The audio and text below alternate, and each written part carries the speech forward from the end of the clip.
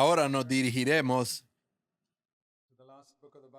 al último libro de la Biblia, Apocalipsis. Vamos a Apocalipsis capítulo 1. La palabra Apocalipsis significa revelación.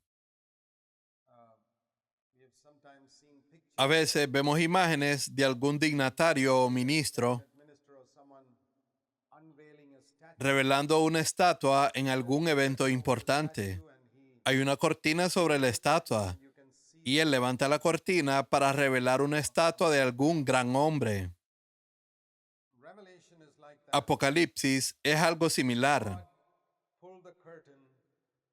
Dios levantó la cortina y le mostró a Juan tres cosas. Primero, le mostró la gloria de Jesucristo en el capítulo 1. Segundo, le mostró la verdadera condición interna de las iglesias de esa región en ese tiempo, en los capítulos 2 y 3.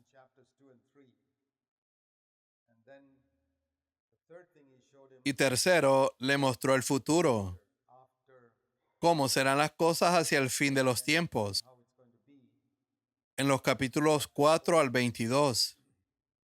Así que podríamos decir que la primera sección trata de la revelación de Cristo mismo en su gloria. La segunda sección trata de la revelación de Cristo y su iglesia, capítulos 2 y 3. Y la tercera sección trata de la revelación de Cristo y su reino, capítulos 4 al 22. Así es como se divide el Apocalipsis. El versículo 19 también divide el libro de Apocalipsis en tres partes. Las cosas que has visto, capítulo 1, las cosas que son el presente, capítulos 2 y 3, y las cosas que han de suceder en el futuro, capítulos 4 al 22. Ahora, esta revelación fue dada no solo para Juan, sino para todos sus siervos. Apocalipsis 1, verso 1. Es importante recordar que los siervos aquí son esclavos. Dios tiene sus esclavos y Dios tiene sus siervos. ¿Cuál es la diferencia entre un siervo y un esclavo? Hoy en día no tenemos esclavos y por eso no entendemos muy bien esto. Pero en aquellos días la gente entendía claramente la diferencia entre un siervo y un esclavo. Un siervo puede recibir un salario. Si tienes un siervo en tu casa, le pagas un salario. Y si no le pagas, no vendrá a trabajar el próximo mes. Un esclavo nunca recibe un salario. Tiene que servir toda su vida. Un siervo tiene ciertos derechos. Puede acudir al gobierno si es maltratado. Un esclavo no tiene derechos. No puede acudir ante nadie si es maltratado. Dios tiene siervos que le servirán. Sí, Él cuida de ellos y les da dinero, comida y ropa. Pero si un día Él no les da algo, se quejan y dejan de servirle. Reclaman ciertos derechos diciendo, Señor, yo hice esto por ti, así que tú tienes que hacer esto por mí. Pero un esclavo ha renunciado a todos sus derechos. Si su amo le da comida, está contento. Si le da un poco de dinero, está contento. Si no le da nada, de todas maneras debe seguir siendo un esclavo. La diferencia es que los esclavos en aquellos días trabajaban por obligación. Nosotros, en cambio, escogemos trabajar por amor. Como el esclavo en Éxodo 21, verso 5, que dijo, amo a mi Señor, no saldré libre.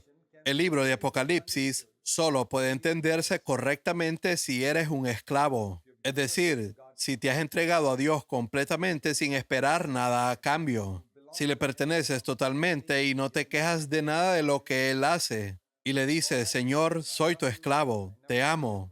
No quiero vivir para nada más que para ti. No te sirvo por dinero ni por ninguna recompensa en la tierra o en el cielo. Si vienes al libro de Apocalipsis con esa actitud, lo entenderás. Si no tienes esa actitud en tu corazón, Puedes usar tu inteligencia y obtener todo tipo de interpretaciones del libro de Apocalipsis. Y hay muchas interpretaciones de este libro en el mundo. Pero no podrás pasar del versículo 1. La revelación de Jesucristo que Dios le dio para mostrar a sus siervos. Versículo 1. ¿Eres tú uno de sus siervos? Entonces Él te lo mostrará.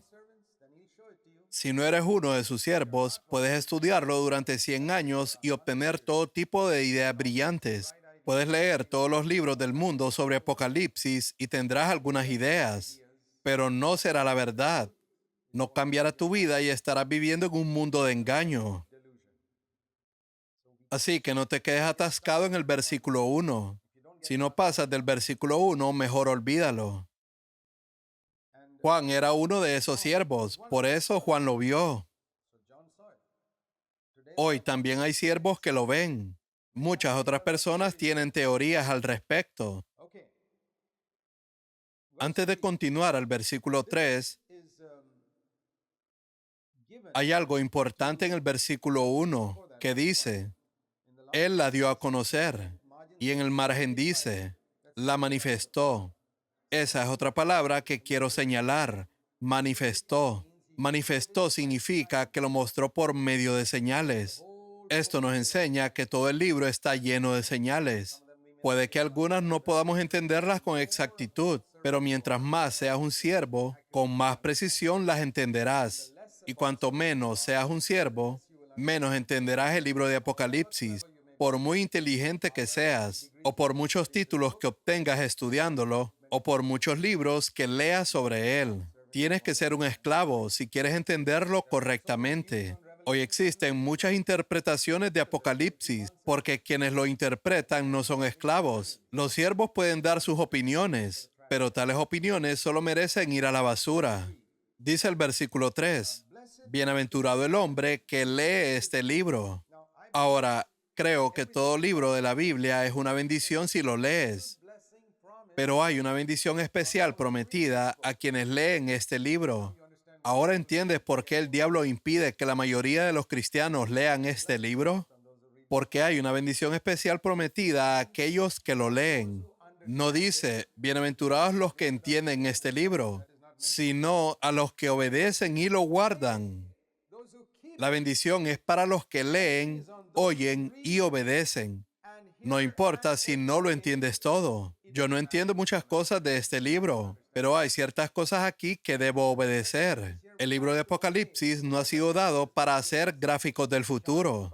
Recuerdo haber visto y escuchado a personas que hacen grandes gráficos sobre el libro de Apocalipsis y te dicen cuándo ocurrirá el rapto y cómo las 7 iglesias representan los diferentes periodos de la era de la iglesia, y que Éfeso fue el final de la iglesia del primer siglo, y Filadelfia es la iglesia antes de la última, y que la Odisea es la iglesia del siglo XX, y todo ese tipo de cosas. He visto infinidad de gráficos en mi vida. También he visto personas que estudian estos gráficos, que pelean y discuten entre sí. Viven una vida derrotada, sin victoria sobre el pecado. Tales gráficos merecen ir a la basura. Hermano, lo que necesitas saber no son todos esos detalles de las profecías. No dice que hay una bendición para quienes entiendan, sino para quienes guardan lo que está escrito aquí. El libro de Apocalipsis no nos fue dado para hacer gráficos, nos fue dado para obedecerlo, al igual que todos los demás libros de la Biblia. Significa que hay cosas aquí que debes obedecer. Encuéntralas y eso es suficiente. Las otras cosas que no entiendas, simplemente déjalas a un lado. Es como cuando comes pescado. Dejas las espinas a un lado y comes la parte carnosa. En el verso 3 dice, el tiempo está cerca. Juan escribe a las 7 iglesias de parte de Jesucristo, el testigo fiel, e inmediatamente habla de su venida. Este libro está relacionado con su venida. Él viene con las nubes. Escuchen, cuando Cristo regrese, no vendrá en secreto. Versículo 7, Él viene con las nubes y todo ojo lo verá. No existe un rapto secreto. Todo ojo en el mundo lo verá y verán cómo somos llevados al cielo. Solo hay una venida de Cristo. Aún los que lo traspasaron harán lamentación. Versículo 7. Y continúa diciendo en el versículo 9, yo, Juan, hermano de ustedes, No era un obispo, no era un pastor, no era un papa, era un hermano. Este es un buen ejemplo. Juan, un hombre piadoso de 90 años, sigue siendo un hermano común, no un reverendo o un doctor reverendo. Era solo un hermano. ¿Puedes seguir su ejemplo? ¿O quieres conservar tus títulos? Juan también era compañero en la tribulación. El libro de Apocalipsis tiene mucho que decir sobre la tribulación, pero ¿cómo puedes predicar de tribulación si no has pasado por tribulación tú mismo? Así que Juan tuvo que atravesar tribulación. Fue exiliado en la isla de Patmos y mientras sufría tribulación, allí recibió una visión de cómo la iglesia pasaría por tribulación. Si hubieras ido a ver a Juan en Patmos y le hubieras dicho, hermano, la iglesia no pasará por tribulación, él habría respondido, hermano, yo estoy pasando por tribulación ahora mismo. ¿De qué estás hablando? ¿Crees que alguna tribulación será peor que lo que los cristianos han sufrido en países comunistas en los últimos 100 años? ¿Crees que alguna tribulación será peor que eso? Hay gente que piensa que Dios ama tanto a estos cristianos mundanos del último siglo que los va a sacar de la tribulación y que a Él nunca le importaron aquellos cristianos piadosos que sufrieron en China, Rusia y Albania. Pero yo no creo en esa doctrina. En el verso 10 dice, estaba yo en el Espíritu en el día del Señor. Solo un hombre que está en el Espíritu puede ver y entender lo que Dios intenta revelar. Y oí una gran voz de trompeta. Cuando Dios habla y estás en el Espíritu, la voz será tan fuerte como una trompeta. De lo contrario, no oirás nada. Supongamos que hubiera música rock sonando en este lugar. Y si tengo una radio, puedo sintonizarla y mostrártela. La palabra de Dios está siendo predicada en este lugar.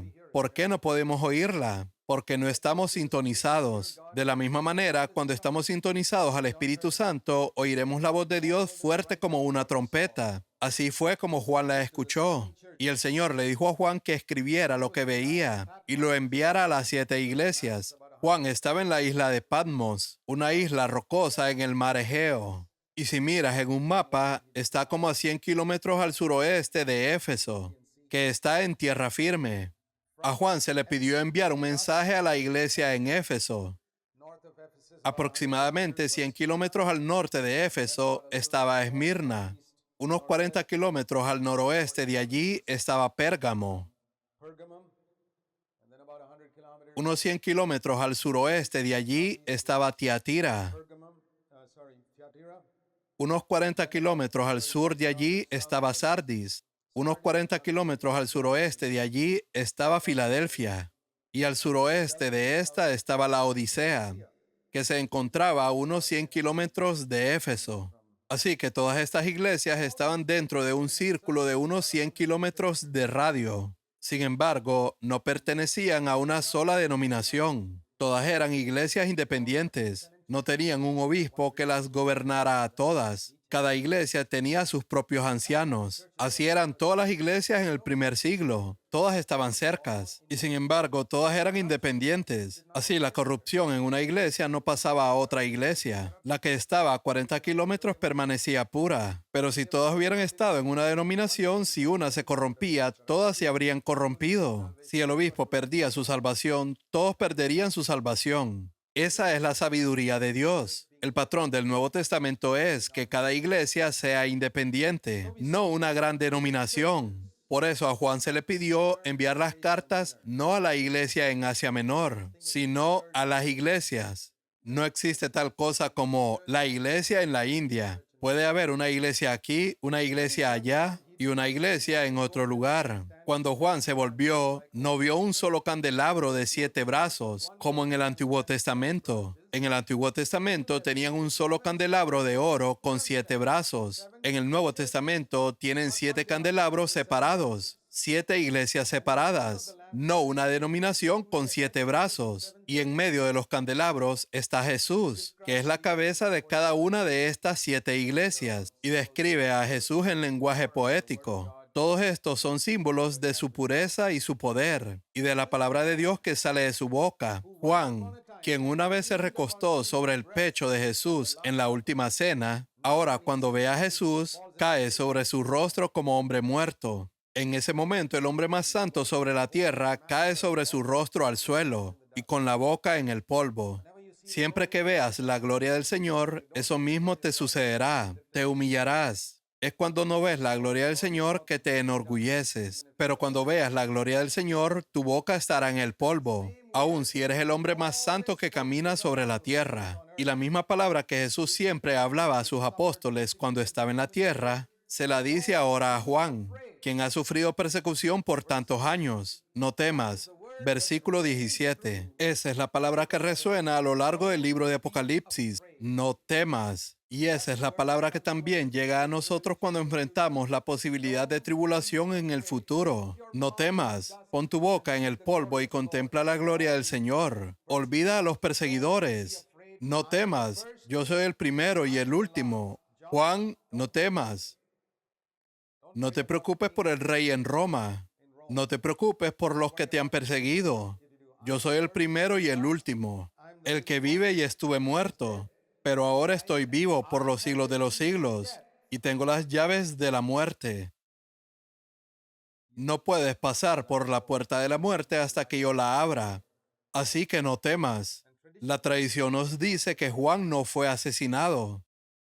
Hasta donde sabemos su muerte fue natural, porque Jesús así lo decidió. Y Jesús es quien dice para ti y para mí si vamos a ser martirizados en la India por causa del Evangelio o si vamos a morir de manera natural. Ningún fundamentalista religioso va a determinar eso para mí. Jesús ya lo ha determinado. Ya está escrito en su libro. Él tiene la llave de la muerte y si vivo fielmente no tengo miedo. Tú tampoco tienes por qué tener miedo. Será imposible servir a Dios fielmente en los días de tribulación si no vemos primero esta visión.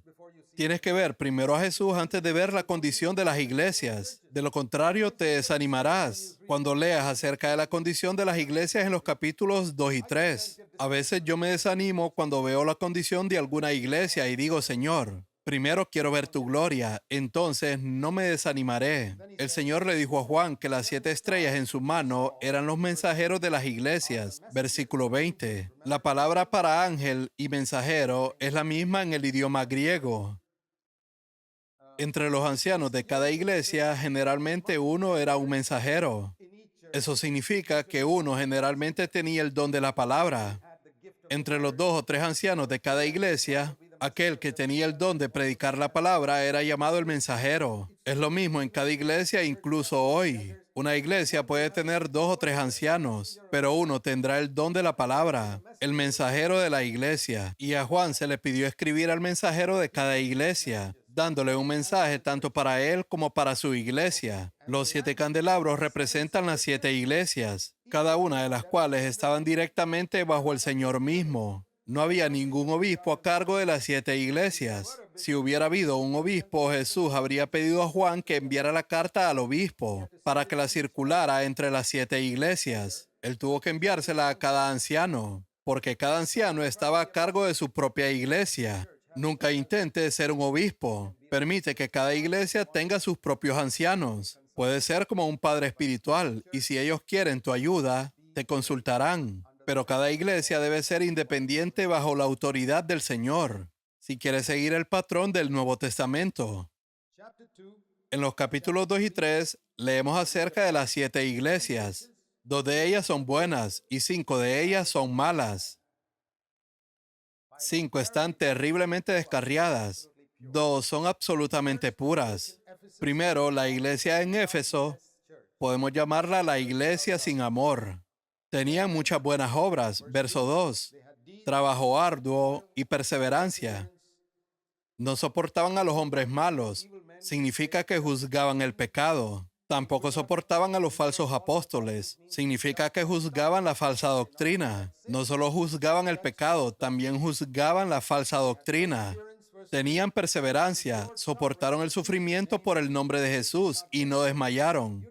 Al leer esto, uno pensaría que esta era una iglesia maravillosa, con pureza en la vida y en la doctrina, perseverando, sufriendo, trabajando y exaltando el nombre de Jesús. Pero el Señor dijo que todo eso no tenía valor, porque no lo amaban como lo hacían al principio. Verso 4. ¿Entiendes cuán importante es amar al Señor? Todo tu trabajo para el Señor no tendrá valor. Él dice, es tan grave, has perdido tu primer amor y has caído. ¿Puedes creer que un anciano que lucha por la pureza de vida y doctrina y que trabaja duro para el Señor pueda descarriarse? ¿Cuántos pensarían que alguien así podría descarriarse? Pero este anciano se había descarriado porque perdió el amor que tenía por el Señor cuando comenzó a servirle. El Señor dice, has caído. Al principio estabas arriba. ¿Cómo estaba arriba? Porque amaba al Señor e hizo las mismas cosas, pero había caído y tenía que arrepentirse. La relación que Jesús quiere tener con nosotros es como una relación matrimonial entre esposo y esposa. Piensa en una pareja recién casada que realmente se ama y la esposa está tan feliz de hacer todo en la casa.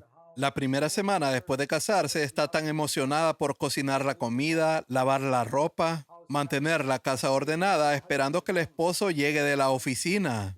Y tan pronto como suena el timbre, corre a la puerta arreglada para saludar a su esposo. Y la esposa lo recibe con un beso. O de la forma que sea, expresando su amor por él. La cena está lista, se sientan y disfrutan su tiempo juntos. Ahora, ve a la misma casa 20 años después. Ella ya no piensa en su esposo, tiene otras cosas en que pensar. Hace todos los quehaceres, todavía cocina, lava y mantiene el hogar ordenado. Y el esposo viene, toca el timbre, nadie abre la puerta. Él tiene la llave y tiene que abrir él mismo. Y al entrar pregunta, ¿dónde está la cena? Ah, está allí en la mesa, puedes ir a comer. ¿Ella cocinó la comida? Sí. ¿Mantuvo la casa ordenada? Sí. ¿Lavó la ropa? Sí. Igual que en el primer año de matrimonio. Pero hay una diferencia. El amor se ha ido. El fuego se ha apagado. ¿Cuántos matrimonios hay así? Esto es exactamente lo que le pasó a Éfeso. Y esto es exactamente lo que puede pasarte a ti o a mí si no perseveramos nuestro amor por Jesucristo. Debes decir, Señor, te amo, mi ministerio no es mi Dios. Quiero amarte como te amé al principio, e incluso más que al principio. Ese es un matrimonio verdadero. ¿Qué quiero yo de mi esposa? No me importa si no cocina o lava la ropa. Nos amamos mucho más hoy que cuando nos casamos. Ese es un matrimonio verdadero.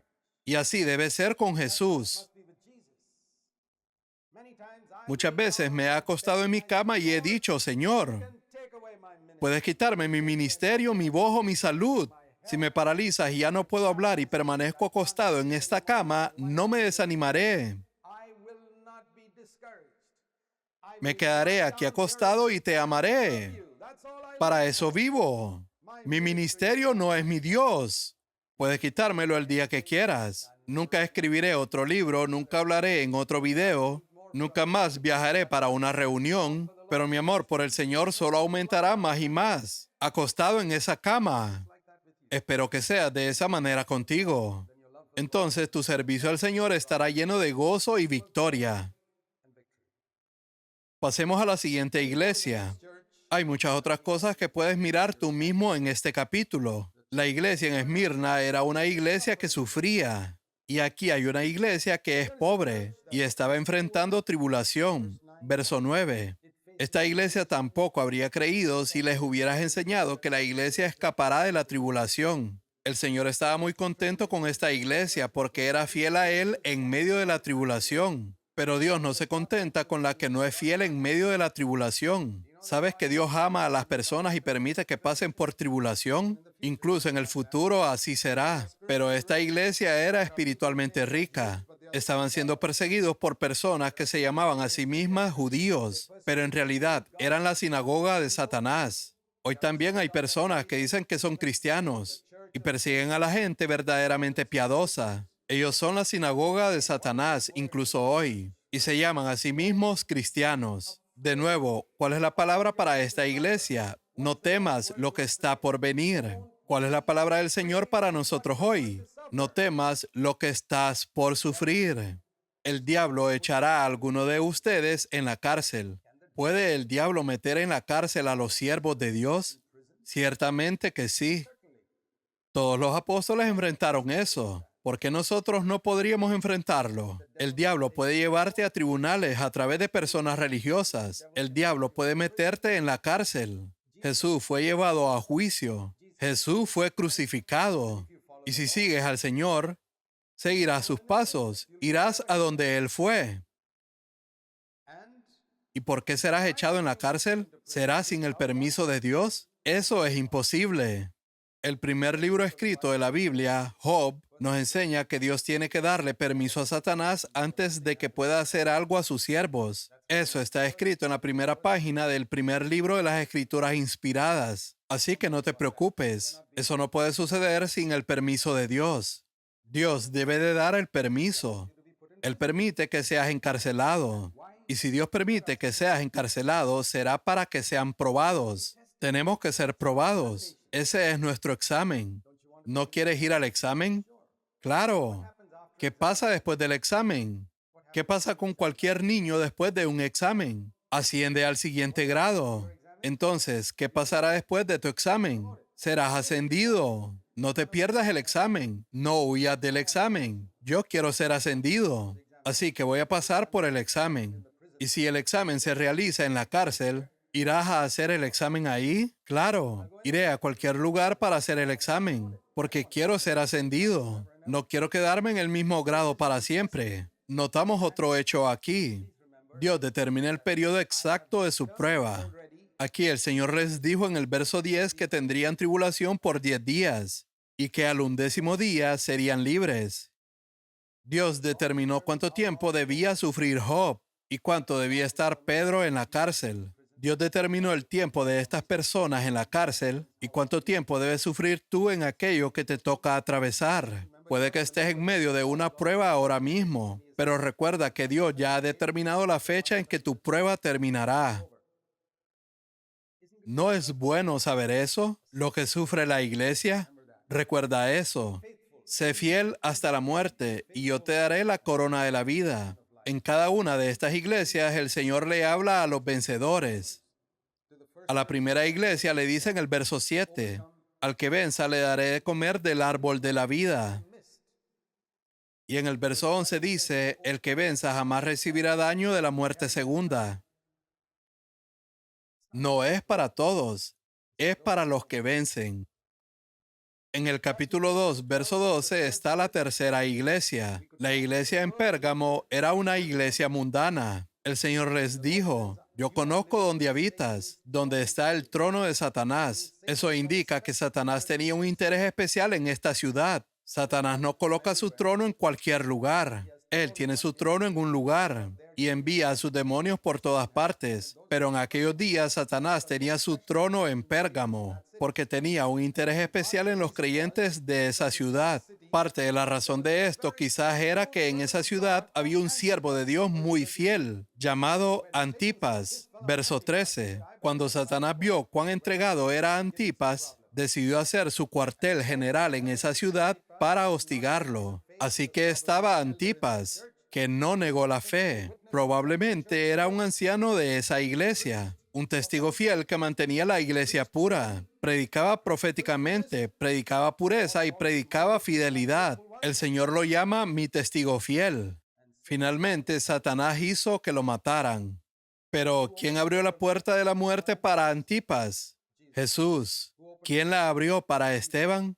Jesús. ¿Quién la abrió para los otros 11 apóstoles que habían muerto antes que Juan? Jesús. ¿Quién la abrió para Antipas? Jesús. Así que vemos a Antipas atravesar la puerta y morir. Y cuando Antipas murió, ocurrió en Pérgamo lo que sucede normalmente en muchas iglesias cuando un líder piadoso muere. La iglesia comenzó a decaer espiritualmente. Eso fue lo que pasó. Eso pasó en Pérgamo. Y eso ha pasado en muchas otras iglesias. A veces la iglesia de Dios depende de un solo líder piadoso. ¿Y ahora qué ha pasado? Antipas se ha ido y los otros líderes se dieron ante otras doctrinas. Justo como en Éfeso, después de que Pablo se fue, todos se desviaron. Y vemos lo que pasó a la iglesia en Éfeso debido a esos líderes impíos. Y lo mismo pasó en Pérgamo. Entonces la iglesia en Pérgamo comenzó a seguir la doctrina de Balaam. Eso significa que corrieron tras el dinero, se dieron a prácticas paganas y permitieron la inmoralidad en medio de ellos. Algunos en la iglesia sostenían la doctrina de los Nicolaitas. No sabemos exactamente cuál era su enseñanza, pero era algo que Dios odiaba y el Señor los llamó a arrepentirse. De lo contrario, lo juzgaría. Verso 16. De nuevo habla a los vencedores. Al que venza le daré algunas revelaciones secretas, maná escondido, que no se dará a otras personas. ¿Quieres revelaciones secretas de Dios? ¿Una comprensión de las Escrituras que no le ha sido revelada a nadie más? ¿Quieres maná escondido? Te la daré si vences. También les daría una piedra como un anillo de boda con un diamante, con un nuevo nombre escrito en ella. Verso 17. Mi nombre escrito en ella. Un nombre nuevo que la gente no conoce. El Señor dice, tendré secretos contigo. Te trataré como a mi esposa. Los esposos y las esposas tienen secretos que otras personas no conocen. El Señor dice, si eres un vencedor, te trataré de esa manera. No serás como todas las otras hijas de Jerusalén. En otras palabras, otros creyentes. La siguiente es la iglesia en Tiatira. Esta era una iglesia adúltera. Dice en el verso 19, yo conozco tus obras, tu amor, tu fe, tu servicio y tu perseverancia. Pero junto con todo eso, también había adulterio espiritual en medio de ellos. Había allí una mujer a quien el Señor se refiere como Jezabel.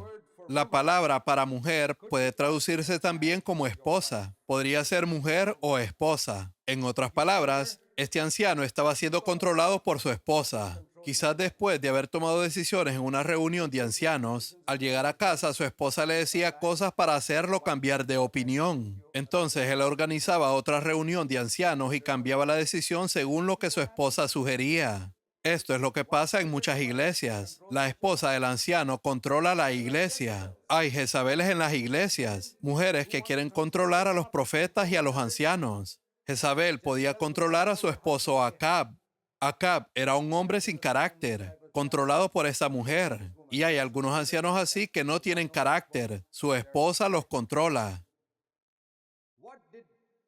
¿A quién le temía Jezabel? Se dice que en esos días había 7,000 personas que no doblaron la rodilla ante Baal en el tiempo de Jezabel. Y ella no le tenía miedo a ninguno de esos 7,000 creyentes, pero sí le tenía miedo a un solo hombre, a Elías, solo a él. Y aún así, ella logró asustar a Elías por un tiempo. ¡Qué mujer tan poderosa! Hoy hay mujeres poderosas en las iglesias y se necesita que algunos Elías las pongan en su lugar. Y si tú eres anciano y no eres como Elías para poner a tales mujeres fuertes en su debido lugar, tu iglesia terminará como otra iglesia adúltera como la de Tiatira. Así que tú puedes escoger. Y el Señor dice, le he dado tiempo para que se arrepienta y no quiere arrepentirse de su inmoralidad. Esta mujer introdujo todo tipo de mundanalidad en esa iglesia. Y el Señor advirtió que castigaría severamente a todos los que escucharan sus enseñanzas. Y a los demás que de alguna manera escaparon de su enseñanza les dice, no escuchen todas esas verdades profundas de las que hablan, porque son verdades profundas de Satanás. Verso 24. Ahora aférrense a lo que tienen hasta que yo venga.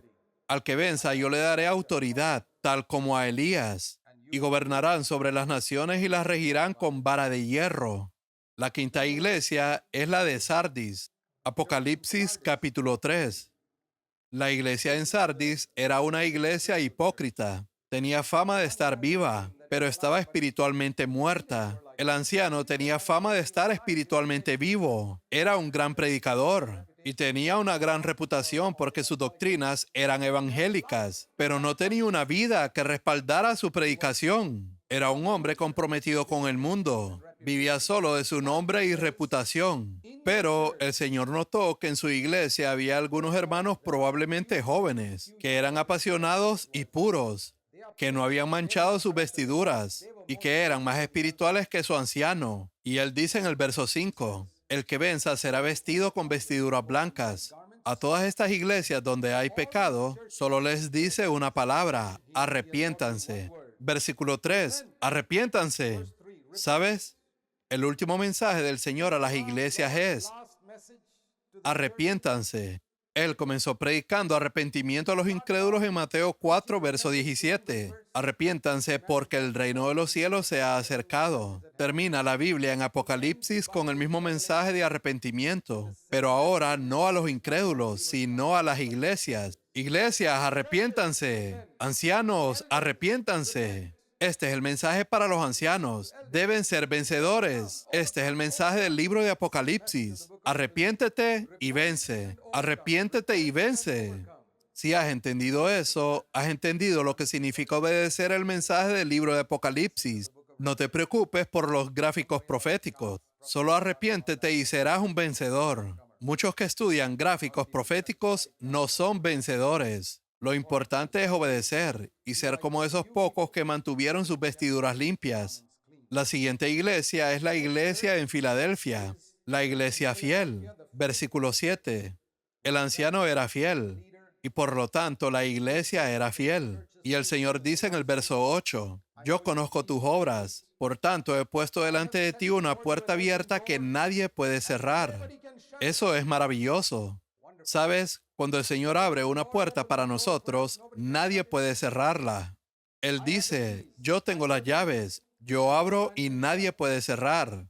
Tienes un poco de poder y has guardado mi palabra y no has negado mi nombre. Eso es maravilloso. Cuando Él abre, nadie puede cerrar. Alabo a Dios porque no tengo que ir tocando puertas. Él las abre. ¿Estás buscando una puerta de ministerio para ti? ¿Quién te va a abrir esa puerta de un ministerio?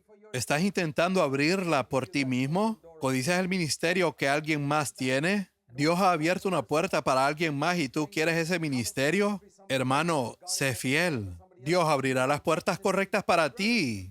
Y así no desperdiciarás tu tiempo entrando por puertas equivocadas.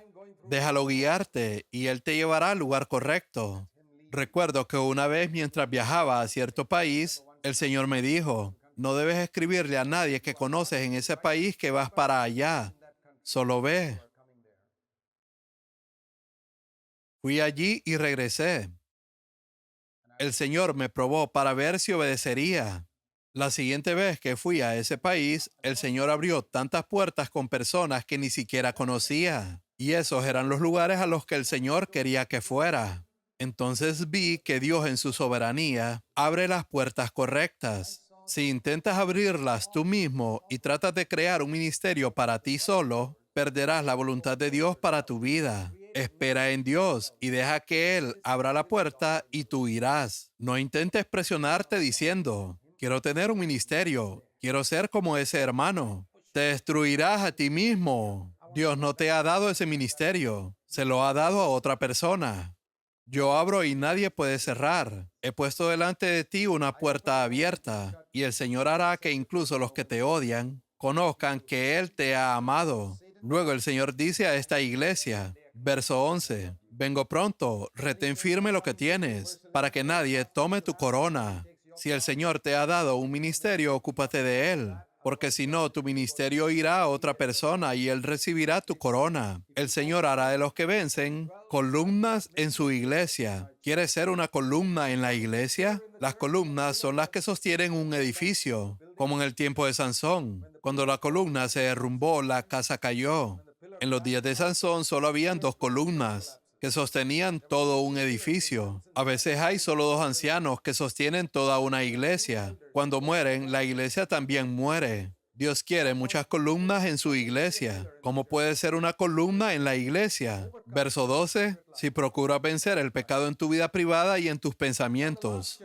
Ahora la última iglesia, la Odisea, que es la iglesia orgullosa y tibia. Esta es una iglesia donde estaban totalmente contentos consigo mismos, aunque estaban muertos espiritualmente. Se habían vuelto fríos, es decir, completamente mundanos, pero tampoco eran fervientes para Dios. Estaban a medias, como la mayoría de las iglesias hoy. No son fervientes para Dios y no son completamente mundanas. Dicen, estamos saliendo adelante de alguna manera. ¿Sabes lo que sucede a esas iglesias? El Señor dice en el verso 16, te vomitaré de mi boca. Y no solo la iglesia. El anciano también estaba muerto espiritualmente. No estaba frío, no era mundano, pero no era ferviente. Y el Señor le dice al anciano, ahora estás en mi boca, eres mi portavoz, pero te vomitaré de mi boca. Cuando algo está en mi boca, puedo decir que está dentro de mí. Si tengo una papa en la boca, está dentro de mí. Cuando la escupo, está fuera de mí. Y aquí hay un anciano que estaba en Cristo y luego corría peligro de quedar fuera de Cristo. Que él pudiera ser salvo no aplica para este hombre. Él iba a ser vomitado porque no era ferviente. Y el Señor dice, ojalá fuera frío o caliente. ¿Qué significa eso? O vives totalmente para mí o vives para el mundo. ¿Sabes quiénes son los que traen mayor deshonra al nombre de Jesucristo en la India? No son los paganos, ni los incrédulos. Ningún incrédulo puede traer deshonra al nombre de Jesucristo, porque él no toma el nombre de Cristo. Ningún incrédulo puede traer deshonra al nombre de Jesucristo, porque él no toma el nombre de Cristo. Un hombre ferviente por Jesucristo no puede traer deshonra al nombre de Jesucristo, porque vive totalmente para la gloria de Dios. ¿Quién está trayendo deshonra al nombre de Jesucristo en esta tierra hoy en día? Aquellos que no son ni incrédulos ni son fervientes por Dios. Son estos creyentes a medias. Los que dicen, he nacido de nuevo y viven para el mundo. Los que dicen, he nacido de nuevo y estoy sirviendo al Señor, pero sirven al dinero. El Señor dice, te vomitaré de mi boca. Sé totalmente ferviente por mí o sé completamente mundano. Y eso mismo le digo a todos los que están aquí. Sé completamente para Dios o olvídate de Jesucristo y ve a ser un mundano pagano. Esas son las únicas dos opciones. No existe una tercera opción. Verso 16. Eres tibio y no frío ni caliente. Por eso te vomitaré de mi boca. Sé que la mayoría de la gente en ese día no lo creyó. La mayoría hoy tampoco lo cree. Y quizá la mayoría de ustedes no lo crean. Pero lo creas o no, es verdad. Un día cuando Jesús venga, descubrirán que toda persona tibia será vomitada de la boca de Jesús. ¿No lo crees? Porque no crees la palabra de Dios. Yo creo la palabra de Dios. Que todo cristiano tibio será vomitado de la boca de Jesús. Aun si es un anciano de una iglesia. Si no crees eso, sé honesto. Táchalo de tu Biblia y di, no creo ese versículo. Yo no lo he tachado de mi Biblia porque lo creo, lo predico y procuro vivir con temor de ello porque soy un anciano. Verso 21, al que venza, yo le daré que se siente conmigo en mi trono, así como yo también he vencido. Este verso nos enseña que Jesús también venció en los días de su carne. Él tuvo que pelear una batalla. No hay victoria sin batalla. Jesús peleó la batalla, Él venció y se sentó en el trono. Y ahora Él nos anima a pelear nuestras batallas y vencer. Y nos promete un lugar con Él en su trono. Es el mismo camino para ustedes y para mí. Así que en los mensajes a las 7 iglesias, el Señor habla específicamente a los vencedores en cada iglesia. Y la última iglesia estaba tan mal que Jesús estaba fuera de la puerta.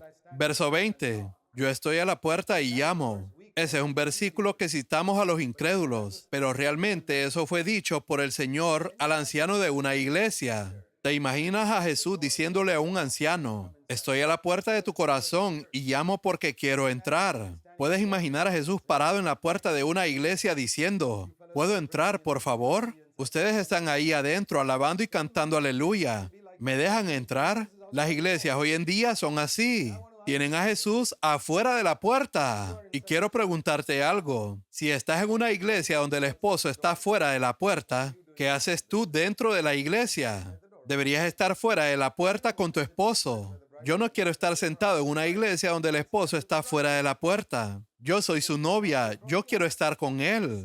Si ellos lo han rechazado, también me rechazarán a mí. Lo triste hoy es que hay iglesias que han rechazado a Cristo y su palabra, pero hay creyentes que dicen ser la novia de Cristo sentados en esas iglesias. No entiendo cómo.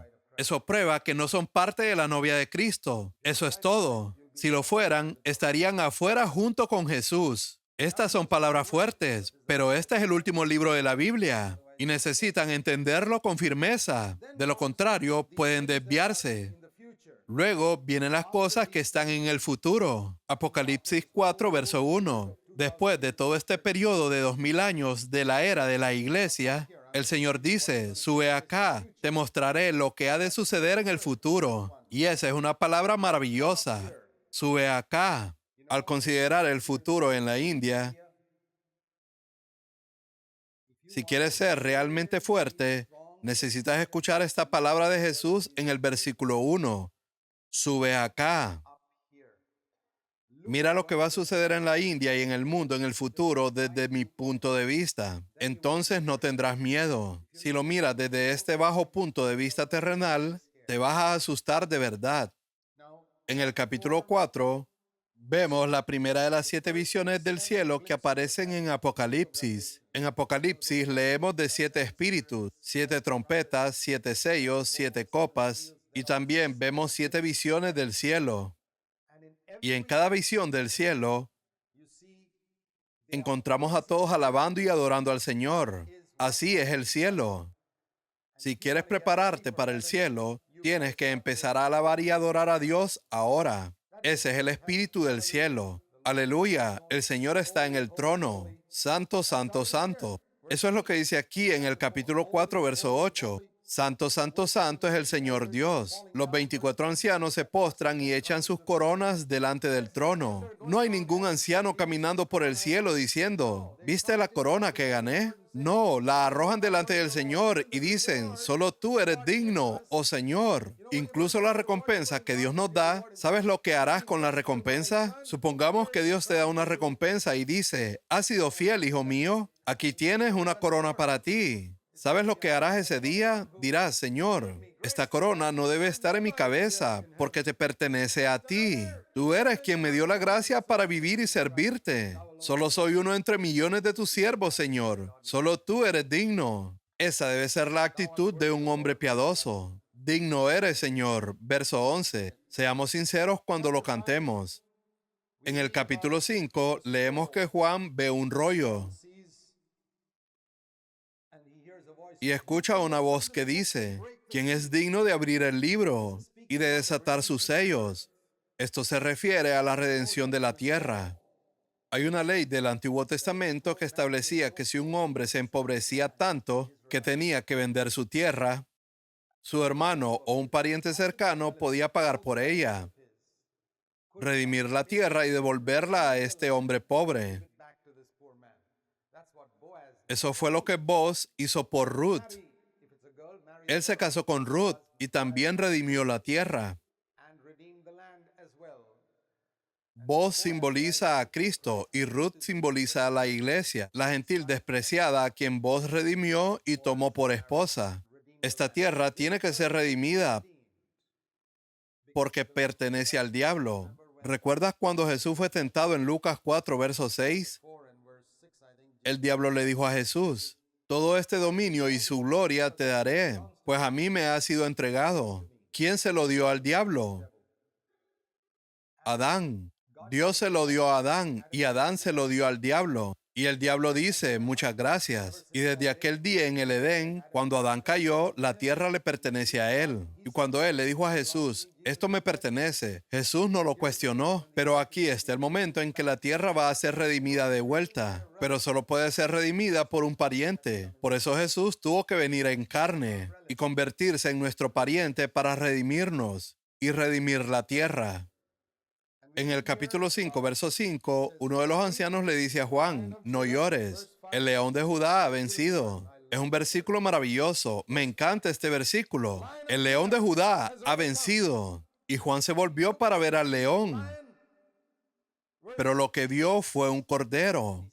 Verso 6, el león es un cordero. Así es un hombre piadoso. Es un león y es un cordero. Y así es como debería ser. Jesús tomó el libro. Allí vemos el resultado de las oraciones de muchos santos durante cientos y cientos de años. En todo el mundo, durante muchos siglos, los cristianos han orado. Padre nuestro que estás en los cielos, venga tu reino, venga tu reino, venga tu reino. Y ahora ha llegado el tiempo. No pienses que las oraciones de los santos fueron despreciadas. Oraciones hechas hace 1900 años y las oraciones hechas ahora, todas están subiendo. Dios está esperando, pero esas oraciones no se desperdician. Todas suben como incienso delante de Dios y finalmente llega la respuesta. y cantaban un cántico nuevo, diciendo, digno eres. Nuevo significa siempre fresco. En el cielo nunca se cansan de cantar que la sangre de Jesús los compró. Espero que tú nunca te canses de cantar que la sangre de Jesús te ha comprado. Una de las oraciones que he hecho es, Señor, nunca permitas que el Calvario se convierta en algo obsoleto para mí. Siempre quiero que sea fresco para mí el hecho de que Jesús murió. Cada vez que canto sobre el Calvario y este asombroso amor que pudo salvar a un miserable pecador como yo, Señor, quiero cantarlo como si oyera esta verdad por primera vez. Y así busco adorar al Señor, como si escuchara por primera vez que Jesús murió por un pecador como yo. Tu cántico puede ser nuevo incluso ahora. Siento lástima por los creyentes que han perdido la frescura de la visión de la cruz del Calvario. El Espíritu Santo puede mantener esto fresco para nosotros siempre. Luego vemos millones de ángeles y toda la creación uniéndose en la adoración y alabanza a Dios. Luego, en Apocalipsis capítulo 6, vemos que varios sellos se abren y ocurren diferentes eventos, similares a los que Jesús dijo que sucederían en los últimos días. En Mateo capítulo 24. Cuando los discípulos le preguntaron a Jesús qué iba a suceder en los últimos días. Compara esto con Mateo capítulo 24 cuando tengas tiempo. Y lo primero que Jesús dijo es, vendrán muchos en mi nombre. El anticristo. Cuando se abrió el primer sello, verso 2, miré un caballo blanco.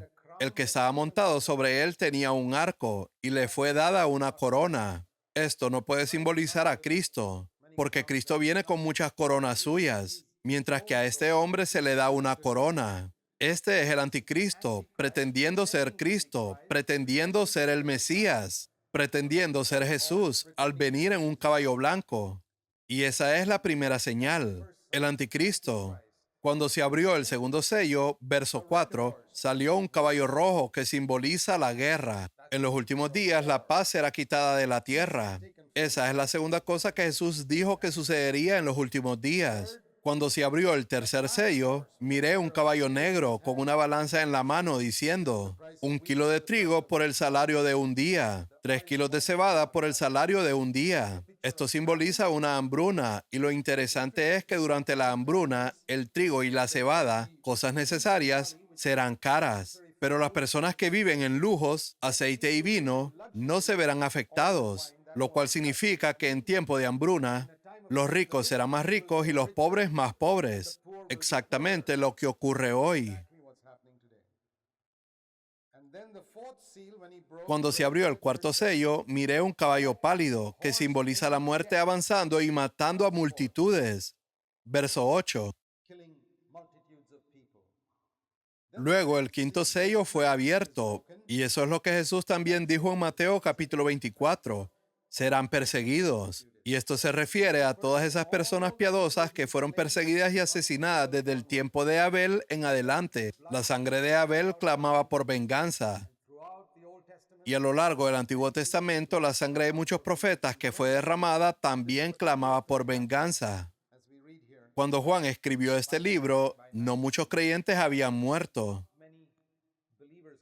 pero muchos santos del Antiguo Testamento ya habían muerto. Y esos santos del Antiguo Testamento claman, Señor, ¿hasta cuándo esperarás hasta juzgar y vengar nuestra sangre de los que moran en la tierra? Y se les dijo que esperaran un poco más, porque unas pocas personas más tenían que ser asesinadas. Ahora vemos que han tenido que esperar más de 2000 años, porque cierto número de creyentes tienen que ser asesinados en diferentes partes del mundo. Y leemos en el verso 11 que hay un cierto número que tiene que ser completado, así como hay un cierto número de personas que tienen que ser salvas, cuyos nombres están en el libro de la vida. Hay otra lista de mártires, aquellos que son asesinados como mártires por causa de Jesucristo. No sé si mi nombre o tu nombre está en ese libro. Sería un gran honor si lo estuvieran. Esa lista tiene que estar completa.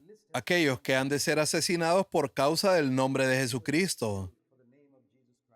Cuando esta lista esté completa, cuando el último nombre haya sido añadido, Jesús vendrá. Ahora leemos en el sexto sello, Dice que cuando se abrió el sexto sello, hubo un gran terremoto. El sol se puso negro, toda la luna se volvió como sangre y las estrellas del cielo cayeron sobre la tierra. El cielo se paró, las montañas y las islas fueron removidas, y los reyes de la tierra comenzaron a esconderse en las cuevas y decían: caigan sobre nosotros porque el juicio de Dios viene y la ira de Dios ha llegado. ¿Quién podrá sostenerse? En esos 6 sellos vemos un vistazo del fin de los tiempos. El libro de Apocalipsis no está escrito en secuencia. Aquí se nos da una vista amplia de todo el libro y después se nos dan los detalles más pequeños. Más adelante el libro nuevamente nos da una vista amplia y luego los detalles. Eso sucede una y otra vez. Así que no leas el libro de Apocalipsis como si fuera una secuencia. Quiero decir una cosa más sobre el capítulo 7. El capítulo 7 se refiere al tiempo cuando la tribulación está a punto de comenzar, dividido en dos partes. La primera parte se refiere a Israel, versículos del 1 al 8. Un remanente de Israel que no conoce a Jesús como su Salvador, pero que teme a Dios. Está representado aquí por 144,000 de todas las tribus de los israelitas. Es un número representativo. Recuerda que desde el primer versículo de este libro indica que todo esto son señales. 144,000 no es un número exacto, es una señal de un grupo pequeño de personas a quienes el Señor busca. Creo que el hecho de que Dios haya restaurado a Israel a su tierra hoy es significativo. En 1948, Israel regresó a la tierra. Jesús dijo que la higuera echaría sus hojas. Y eso se cumplió. Y en 1967, Jerusalén fue capturada una vez más por Israel. Todo esto es cumplimiento de profecías que Jesús hizo hace más de 1900 años. Él dijo que Jerusalén sería gobernada por los gentiles hasta que los tiempos de los gentiles se cumplieran. Cuando Jesús estaba en Jerusalén, los romanos gobernaban la ciudad. Desde entonces hasta 1967, Jerusalén siempre estuvo bajo el dominio de algún poder extranjero. Ese fue el momento cuando los judíos recuperaron Jerusalén otra vez. El propósito de Dios para los judíos no ha terminado. Romanos 11 pregunta: ¿acaso ha desechado Dios a su pueblo? No lo ha hecho. Él tiene un propósito y lo está cumpliendo. Y en el tiempo de la tribulación habrá un grupo de personas que serán protegidas de la tribulación. Y también habla de otro grupo en los versos 9 al 17, que es una gran multitud, la iglesia. Veremos eso en nuestro próximo estudio. Oremos.